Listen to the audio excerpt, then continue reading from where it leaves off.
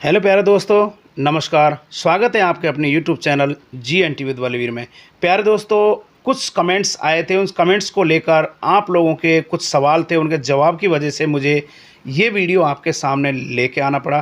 क्योंकि बिंदु संख्या 20 के अनुसार स्क्रैनिंग जो नियमितीकरण संविदा कर्मचारियों का होने जा रहा है, उसमें आखिर बिंदु 20 के उपनियम 1, 2, 3 आखिर क्या हैं सरकार के, वो कुछ संविदा कर्मचारियों को कन्फ्यूजन क्रिएट कर रहे हैं। तो उन सारे कन्फ्यूजन को बिल्कुल दूर करने के लिए मैंने वीडियो बनाया है। तो इस वीडियो में आपको अंत तक बने रहना है, इसकी बिल्कुल नहीं करना है, अन्यथा आपके नियम समझ में नहीं आएगा। एक प्यारी सी गुजारिश है, यदि आप पहली बार मेरे इस यूट्यूब चैनल में, आप लोगों से प्यारी गुजारिश है कि इस यूट्यूब चैनल को सब्सक्राइब कर लीजिएगा और बेल आइकन को ऑल पर प्रेस करके अपने दोस्तों तक इस वीडियो को शेयर करना बिल्कुल नहीं भूलेगा। क्योंकि आपके दोस्त भी इस वीडियो से इन फ्यूचर यूज़ लेके और अपना जो भी अपने परिचित हैं उन तक इस वीडियो को पहुंचाना सुनिश्चित करेंगे। तो आप लोग क्लियर यहाँ पर देख पा रहे होंगे दोस्तों। सबसे पहले मैं आपको बता देता हूँ कि आखिर जो एक गजट नोटिफिकेशन जारी हुआ है, इसके अंतर्गत सबसे पहला जो मोस्ट इम्पोर्टेंट नियम है वो यहाँ पर क्लियर देख लीजिएगा। मैं आपके सामने ये फर्स्ट रख रहा हूँ, इसमें क्लियर है शॉर्ट टाइटल एंड कमिंसमेंट, यानी यहाँ पर संक्षिप्त नाम और प्रारंभ, इन नियमों को अब आगे से मीन्स नेक्स्ट फ्यूचर में किस नाम से जाना जाएगा, यानी नियम और नाम में परिवर्तन कर दिया गया राज्य सरकार के द्वारा। क्लियर अंडरलाइन जो मैं कर रहा हूँ इसको देख लीजिएगा। These rule may be called the Rajasthan contractual hiring to civil post amendment rule 2023, यानी इन नियमों का नाम राजस्थान सिविल पदों पर संविदा पर रखा जाना संशोधन नियम 2023 से पहचाने जाएंगे। पहला नियम आपके सामने ये रखा। अब चलते हैं मेन पॉइंट की तरफ, जहां आप लोगों का ध्यान और कन्फ्यूजन था उस बिंदु की तरफ। ये बिंदु है 20 यानी 20 नंबर का बिंदु ये कहता है कि जो नियम 11 जनवरी 2022 को जारी किए गए थे, इसमें गहराई में जाने से पहले, एनालिसिस से पहले 11 जनवरी 2022 के नियम की तरफ चलते हैं।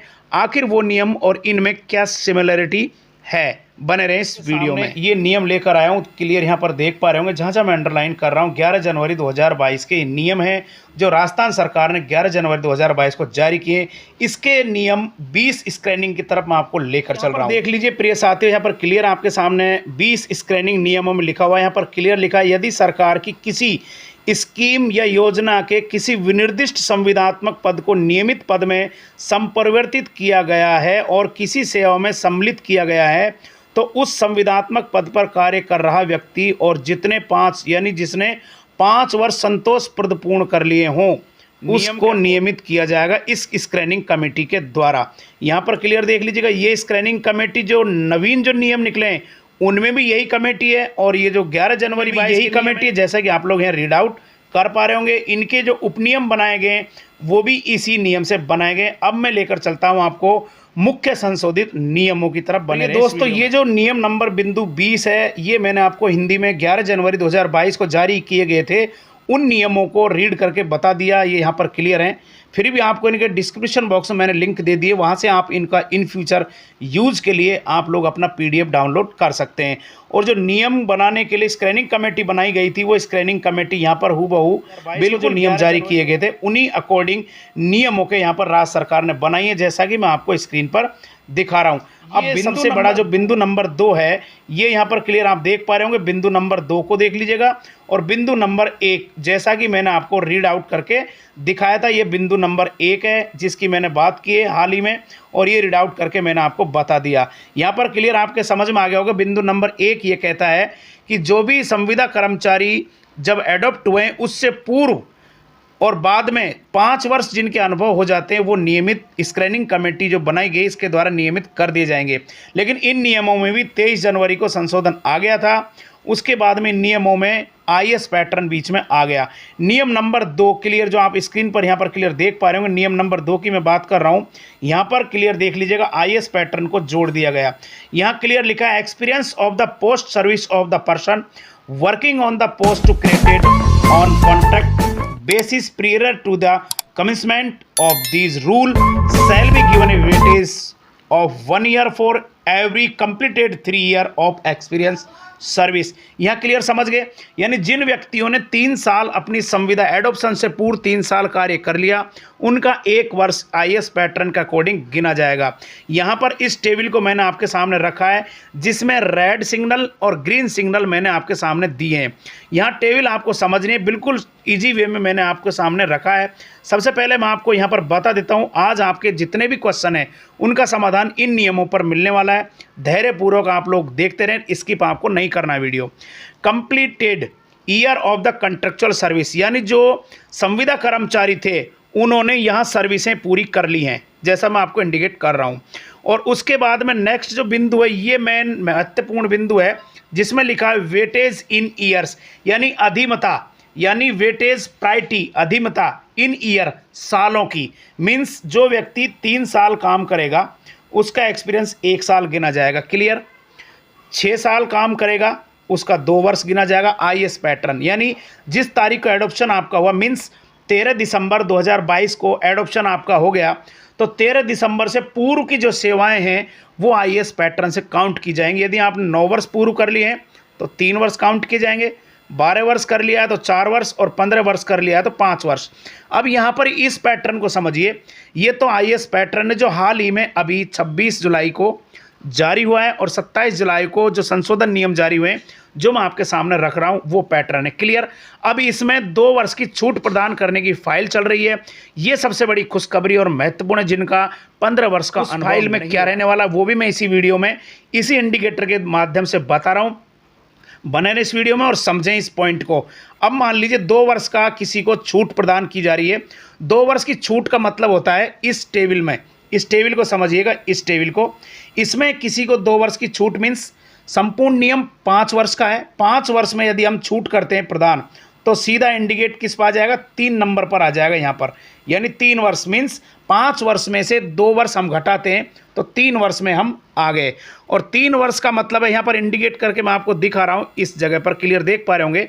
यानी 3 वर्ष काउंट करते हैं तो 3 वर्ष का मतलब एक्सपीरियंस आईएएस पैटर्न यथावत है, और 3 वर्ष काउंट करने का मतलब हो गया 9 वर्ष। मीन्स जिस व्यक्ति को 9 वर्ष लगातार कार्य करते हुए हो गया, वो व्यक्ति पैटर्न के अकॉर्डिंग 3 वर्ष काउंट किया जाएगा। मीन्स जिस व्यक्ति को एडॉप्शन से पूर्व 9 वर्ष कार्य करते हुए हो गए संविदा कॉन्ट्रेक्चुअल पद पर, उस व्यक्ति का 3 आईएएस पैटर्न गिने जाएंगे, वो भी प्रॉपर दूसरी फाइल के अकॉर्डिंग नियमितीकरण होगा। अब मैं आपको लेकर चल रहा हूं, आखिर नियमितीकरण होगा कैसे।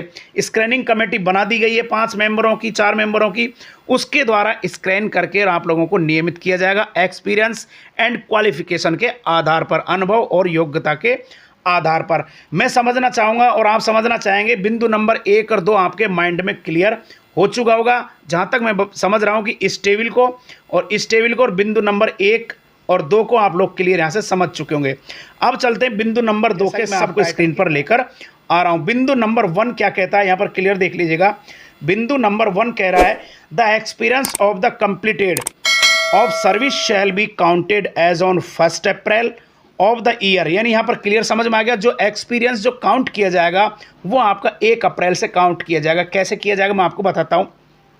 जैसे संविदा कर्मचारी हैं, मान लीजिए पंचायत सहायक हैं और पंचायत शिक्षक जो बन गए, उनका मान लीजिए 2017 को 1 जनवरी से उनका मान लीजिए एडॉप्शन था, मीन्स 1 जनवरी 2017 को वो पंचायत सहायक बने, तो 1 जनवरी से काउंट नहीं होगा उनका, मीन्स अप्रैल से, यानी 1 साल पीछे और चलेंगे, माइनस कर लीजिए 1 वर्ष को, यानी 1 अप्रैल 2017 से उनका एक्सपीरियंस काउंट किया जाएगा और 22 जनवरी 2022 तक उनका अनुभव काउंट करके और आईएएस पैटर्न उस पर लागू किया जाएगा। क्लियर समझ में आ गया आपका।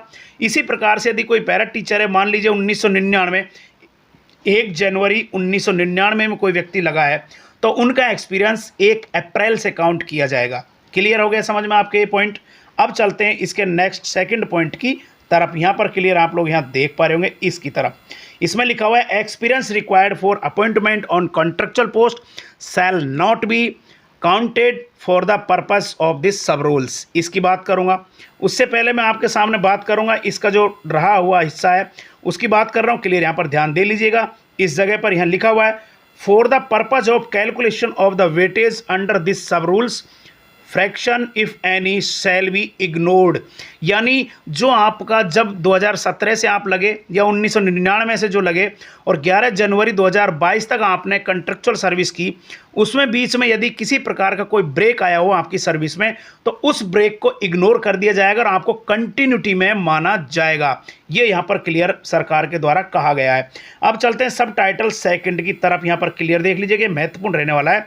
इसमें लिखा है experience required for the appointment on contractual post shall not be counted for the purpose of this सब रूल। इसमें क्लियर लिखा गया है संविदा पद पर नियुक्ति के लिए आवश्यक अनुभव को इस उपनियम के प्रयोजन के लिए नहीं गिना जाएगा। मीन्स किसी व्यक्ति को एडॉप्ट किया जाएगा कॉन्ट्रेक्चुअल रूलों के लिए, तो उस रूल में इस आईएएस पैटर्न को लागू नहीं किया जाएगा। यानी 3 वर्ष को काउंट करके 1 वर्ष में काउंट नहीं किया जाएगा। यदि कोई व्यक्ति को पुनः एडॉप्ट करके कॉन्ट्रेक्चुअल नियमों में लाया जाता इन फ्यूचर आगे आने वाले वर्षों में, जैसे मदरसा बोर्ड के में मदरसा अनुदेशकों की भर्ती की जा रही है 6500 की, तो उसमें रीट लागू की गई है। उसी प्रकार से इसमें उनके जो अनुभव है आईएएस पैटर्न को लागू करके भर्ती नहीं किया जाएगा। क्लियर समझ में आ गया होगा आपके।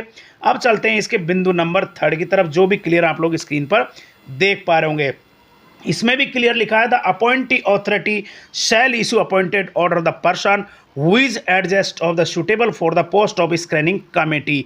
यानी यहाँ पर क्लियर इसने लिख दिया राज्य सरकार ने कि किसी प्रकार से जो स्क्रीनिंग कमेटी बनाई है, यानी नियुक्ति प्राधिकारी जो नियुक्त अपॉइंट करेगा, जो अथॉरिटी है, उस व्यक्ति को नियुक्ति आदेश जारी करेगा जो स्क्रीनिंग समिति के द्वारा, और उसके लिए उपयुक्त अधिनिर्णित यानी सही निर्णय किया गया हो, उसके लिए नियुक्ति आदेश ऐसे आदेश जारी होने की तारीख से प्रभावी होंगे। और इन नियमों के अधीन संविदा सेवा की कालावधि को किसी भी प्रयोजन के लिए सेवा के रूप में संगणित नहीं किया जाएगा, जैसा कि क्लियर आप लोग यहाँ पर देख पा रहे होंगे।